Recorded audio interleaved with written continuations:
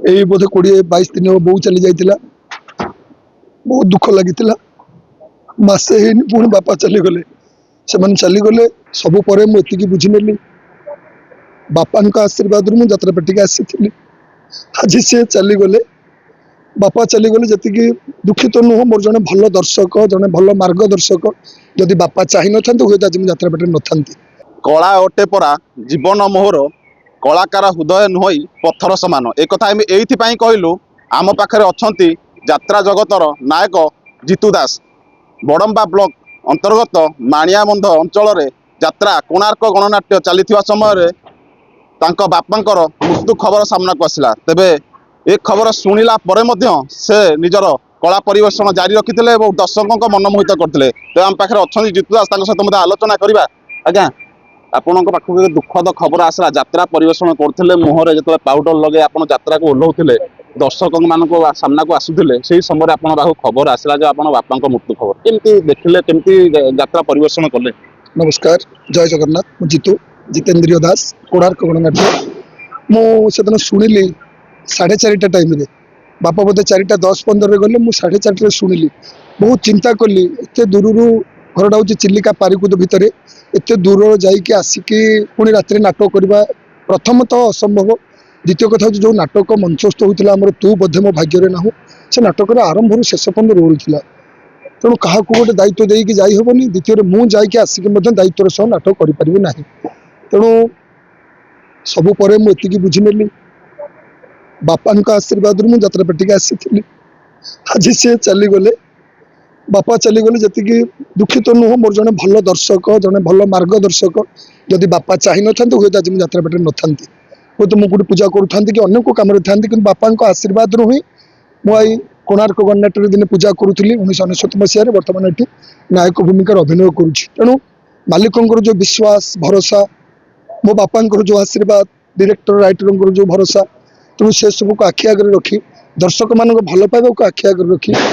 मु संपूर्ण छाती की पत्थर कर मैदान उपरको ओह्लैली और से दिन जहाँ परिस्थिति थी जाकि आसिक रोल कर असंभव था तेणु आउ गोटे कथा मुझे से पहुँचला बेलू से शपथाह कर सारी प्राय कारण दिन में बापा जेहेतु जाइंट बासी मड़ा से नक संध्या सुधा शपथाह करदे तेणु मो जीवाटा वृथा भी होता खाली जाई खाली कांदिकी आसता आसिक पुनः नाटक मंचस्थ करता तेणु ये जो दर्शक जो भल पाइबार दर्शक मान जो हाउसफुल होता तेणु ताकू आखि आगे रखी मो बापा को मुंडिया मारी मो अनुष्ठान को सम्मान देवाक जाए दर्शक मान दर्शक ईश्वर को सम्मान देवाक जाए छाती में पत्थर लदी मुझे अभिनय कर गोटे कथा जेहेतु रही जेहेतु जड़े कलाकार जे पटे बापा मृत्यु खबर ये दुईटा को मैनेज करवा अति काठिकर पाठ या केमती मैनेज कले। कष्ट तो निश्चय यही बोधे 20-22 दिन बो चली जाइतिला बहुत दुख लगी मसे ही पुणी बापा चलीगले से चलीगले जी दुखित तो नुह बरम खुशी से बहुत दिन रही पड़ी घाटे भी ठीक है था ईश्वर को डाकू से जोटी था भलरे था आत्मार सदगति कामना करुचे आशीर्वाद करूँ मुझे प्रेरणा जो अनुष्ठान को आसी जो अनुष्ठान मालिकों जो भल पाइबा जो स्नेह जो विश्वास मो पर रही से सब को आखि आगे रखी मत अभिनय करने को पड़ता। जीतू दास जड़े भल कलाकार लोक मान आकृष्ट कर बेस माहिर किंतु जिते निज बापा मृत्यु खबर जो सामना को आसला यात्रा मंच आपड़ एत कलाकार तारी भितर अभिनय कष्टसाध्य निश्चय कष्टसाध्य किंतु कौन से बाट ही नथिला घर तो एक बहुत दूर दुई रे नाटक जो भूमिका दर्शक मान जो भल पाइबा ये सब देखला दिन भाविली वो बापा मत दिन कही तू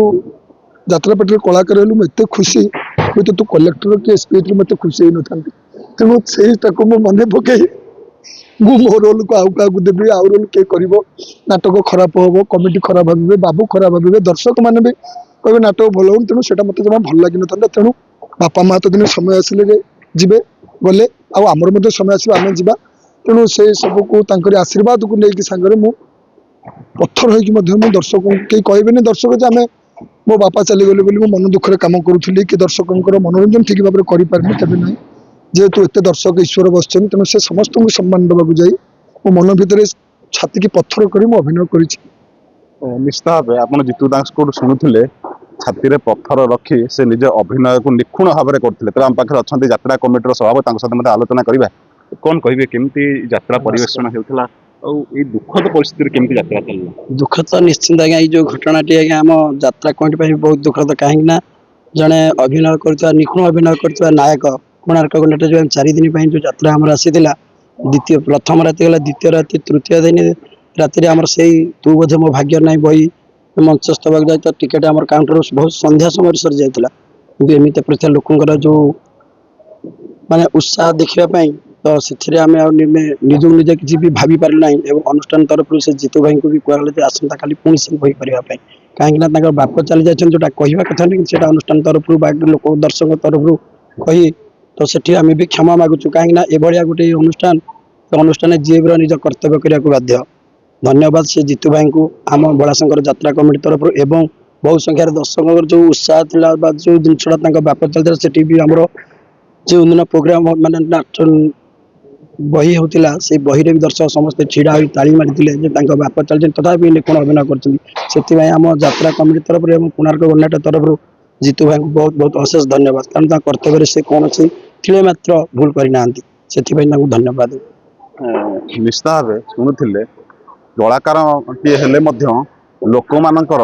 ଆଶା ଭରସା ବିଶ୍ୱାସକୁ ରହି ଲୋକମାନଙ୍କର ଅଭିନୟ ଦେଖିବା ପାଇଁ ଆସିଥିବାର ଯୋଉ ଉତ୍ସାହକୁ ଦେଖି ଅଭିନୟ କରିଥିଲେ ଜିତୁ ଦାସ। ବଡମ୍ବା ମାଣିଆବନ୍ଧରୁ ସର୍ବେଶ୍ୱର ସ୍ୱାଇଁ,